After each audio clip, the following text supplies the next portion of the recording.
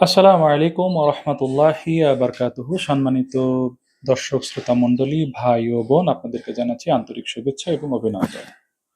কওমি মাদ্রাসার একটি বিষয় নিয়ে কথা বলব। সেই বিষয়টা আপনারা অনেকেই জানেন। বর্তমান সময়ে প্রেক্ষাপটে কওমি মাদ্রাসা থেকে বের হওয়া একদল হতাশাগ্রস্ত মানুষকে আমরা দেখতে পাচ্ছি। এবং তাদের প্রচার প্রচারণার পিছনে অবশ্যই বিনা কারণে তারা এই ধরনের প্রচার প্রচারণা করছে না বলেই আমি মনে করি, এবং তাদের এই ধরনের প্রচার প্রচারণার পিছনে অবশ্যই কওমি মাদ্রাসাকে এবং কওমি সিলেবাসকে পছন্দ করে না এমন কোনো দল এবং ব্যক্তি অবশ্যই জড়িত আছে। যাই হোক, আসল কথায় ফিরি।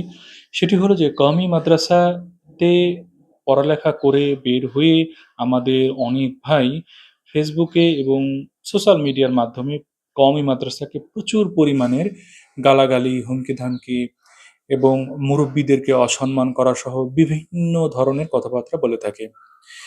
কওমি মাদ্রাসার বিষয়ে তাদের অনেক দুঃখ কষ্ট তারা উগরে দেয়।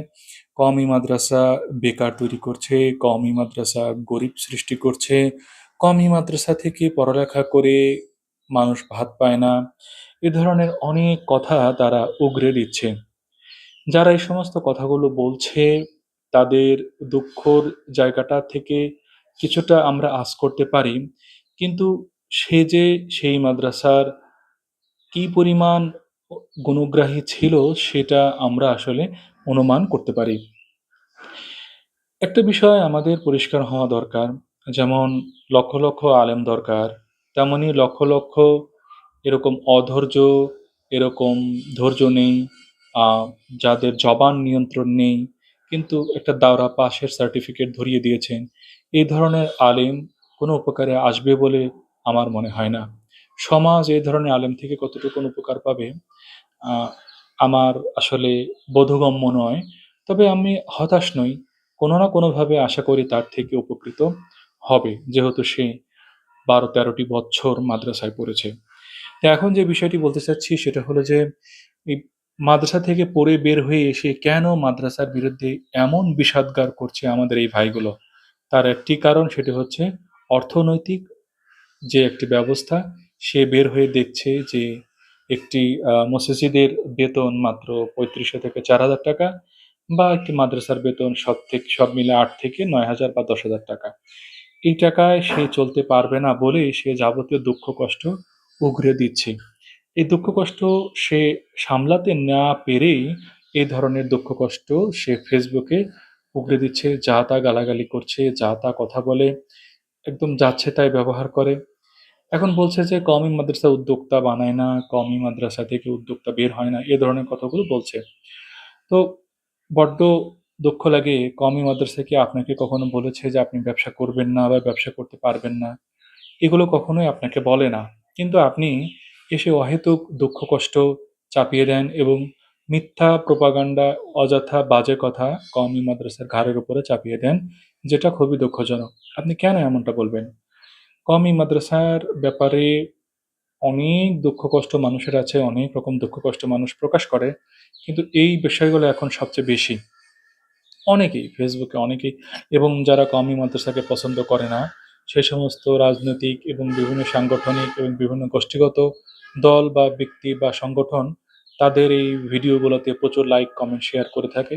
তারা বুঝতে পারছে না যে এই লাইক, কমেন্ট, শেয়ারগুলো কোথা থেকে আসে বা কোন দল বা কোন ব্যক্তি সংগঠনগুলো দিয়ে থাকে। সে ভাবছে যে বাহ! কওমি মাদ্রাসাকে গালাগালি করে তো প্রচুর ভিউ পাওয়া যায়। লাইক, কমেন্ট, শেয়ার তো ভালোই আসে। এবং সে এটা আরো কন্টিনিউ করতেছে। ফেসবুক এমন জিনিস, আপনি যে একটি কাজ করলেন, ধরুন ফেসবুকে আপনি একটা নাচ শেয়ার করলেন। যখন দেখলেন যে পরবর্তীতে আপনি একটি কোরআন তেলাওয়াত শেয়ার করলেন, প্রচার করলেন, দেখবেন যে কোরআন তেলাওয়াতে ভিউ নেই, নাচে ভিউ রয়েছে। তো ফেসবুক আপনাকে এমনভাবে আপনাকে নিয়ন্ত্রণ করবে যে আপনি সে নাচ গান দিতে বারবার বাধ্য থাকবেন। অথবা কেউ একজন কোরআন তেলাওয়াতে ভিউ পেয়েছে, নাচে সে ভিউ পায়নি।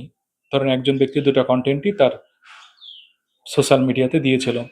দেখবেন যে সে কি করবে, যেটাতে ভিউ পেয়েছে সে বারংবার সেটাই চেষ্টা করবে।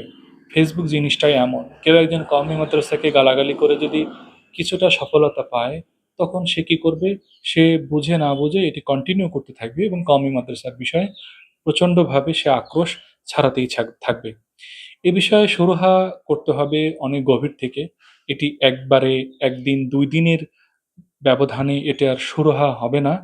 এটাকে আমাদের মুরব্বিদেরকে আরো গভীরভাবে বিশ্লেষণ করে কি করলে এমনটা এই ধরনের সমস্যা মোকাবেলা করা যায় সেটা।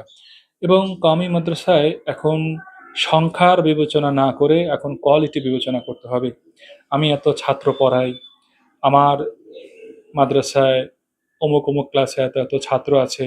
এই বিষয়টি এখন এড়িয়ে যাওয়ার সময় এসেছে। এখন আপনার মাদ্রাসায় যদি একটি ছাত্র থাকে, সেই একটি ছাত্র যেন তাবী এবং সাহাবীদের নমুনায় গড়ে ওঠে সেই চেষ্টা করতে হবে।